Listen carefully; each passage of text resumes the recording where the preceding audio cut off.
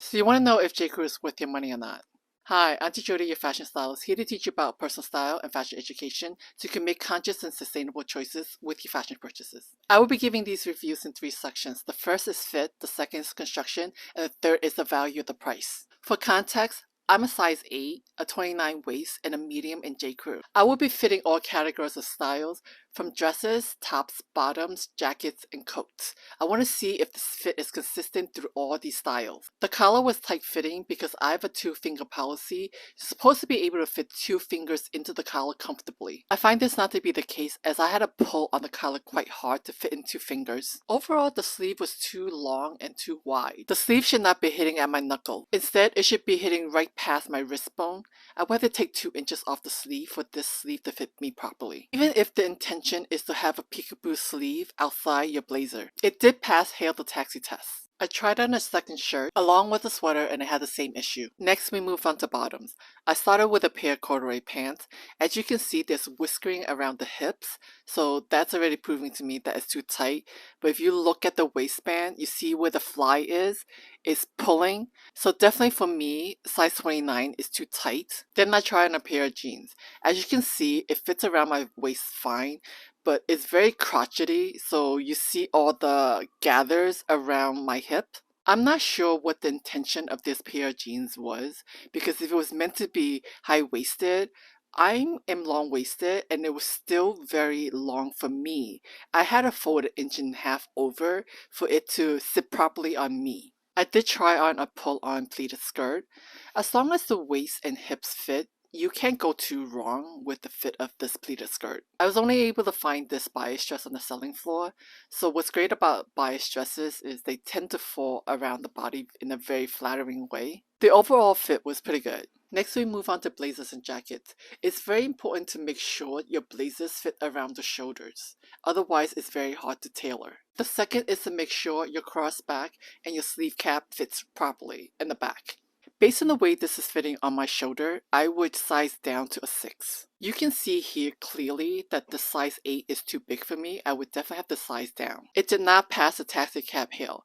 Past this point, it felt very uncomfortable and tight to lift up my arm. This faux leather blazer actually fit true to size around the shoulders and the sleeve and even the length. Lastly, we move on to the coats. Just like with blazers and jackets, you need to fit across the shoulders first. As you can see from the shoulders, this medium is too big for me. I had to size down to a small, which you can see fits me better because it's not bunching around the armhole as much. You can see with this coat, I had the same issue. The shoulders were too wide. I downsized to a 6 and the shoulders fit me better because they're narrower. Overall, I would say that the coats fit consistently, I just had to downsize. I would say J.Crew's fit isn't consistent through all style categories, however, their pants are the worst, followed by shirts. I will say that their blazers, jackets, and coats do fit consistently even though I had to downsize. Next we move on to sewing construction. On their shirts, they are using the 14 stitches per inch, which is more costly for sewing. The buttonhole sewing is a standard for this kind of mid-tier pricing. The way this button is finished with this shank is a better finishing. I could tell by the thin and thick of this hemline that it's done by an unskilled worker. I see multiple TikTokers calling this out as sloppy sewing, and I could tell you that it isn't, because for what you're paying, actually it isn't bad, because for you to want designer level finishing, you have to pay for it because it's 3 to 5 different operations. You have to sew it, press it, block it, and then sew it, press it, and block it again.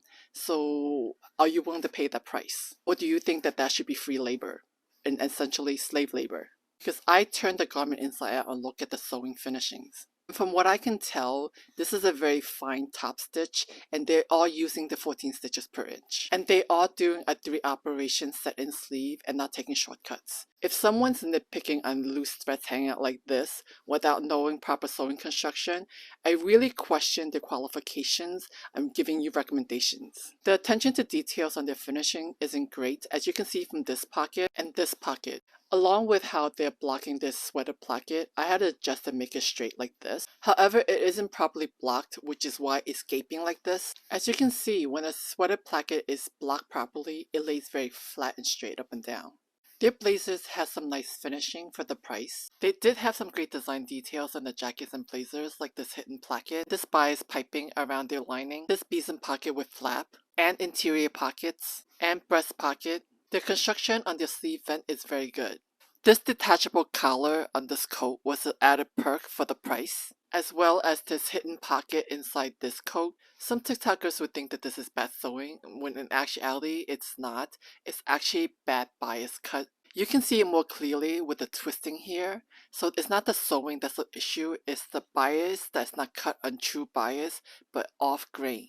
The sewing in this pocket well isn't good because you can see the top is wider than the bottom. This unlined tan coat did not have the finishing that you expect in order to use the 100% linen and wool from England. They did not bound or mirror the seams cut in the straight grain because it does not fray, but they did mirror the hem seam because it does fray. Just like they bound the neckline with bias tape because it does fray. And they bound the armhole for the same fraying issue. I see multiple TikTokers demanding high-end finishings without factoring the price. Essentially demanding diamonds when you could only afford cubic zirconium pricing. It's essentially teaching consumers to normalize slave labor practices without realizing it. I'm here to explain to you why things cost the way they do so you could be more of a conscientious shopper with your buying dollars. They definitely have some issue with the pattern making because the facing in this pocket is wide, as is the pocket facing on this pair of pants. However, they were skimping on the facing on this pair of jeans. That's why it's popping out like this. But they did add a back pleat to their blazers to allow for the lining shrinkage over time, especially if it's made of acetate.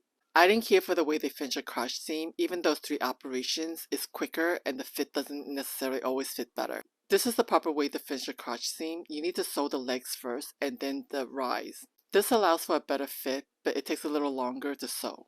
The shirts were made of cotton and Cooper and viscose, while the sweater was made out of a polyamide and wool blend. The dress is made out of viscose. Both the green coat and the black coat are made out of polyester with PrimaLoft lining. Both the pink blazer and the tan coat are made of 100% wool. Having just explained the fit and the construction of the styles, I'm going to give you my opinion about whether the price is worth it or not. Despite the fact that it didn't quite fit me and my body type, it does have a lot of great design details and is made of 100% cotton. At $118, I think it's a fair price. However, this shirt, there's nothing spectacular about it. I think you could find better options elsewhere. At $148, I'd rather find something in silk that fits me better, even if I have to pay a little bit more. This dress is made of a pebbly heavyweight viscose, which drapes very well against the body. It's cut in the bias. There's a seam near the hem of the dress because the fabric was not wide enough to accommodate the dress to be cut into one panel. Even though this dress is a very simple cut, it is cut in a bias and fits very well, and is made of 100% viscose.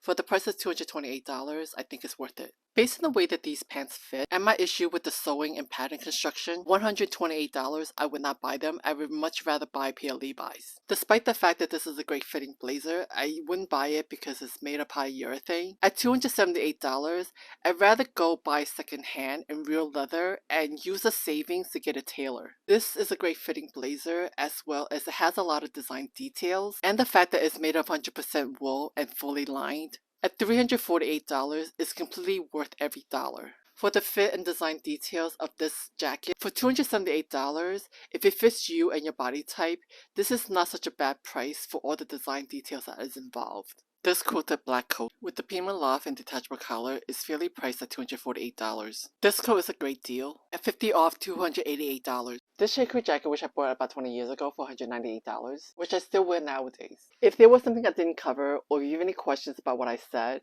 or there's a brand that you'd like to review, feel free to drop in the comments. What I'm trying to teach you is how to look for high quality fashion that fits into your personal style, so you can wear more of the stuff that you buy for longer. So follow along for more. So go to my site, jodyjan.com, and book a session with me today. Don't forget to hit the subscribe button to follow my YouTube channel for personal style tips and fashion industry hot takes.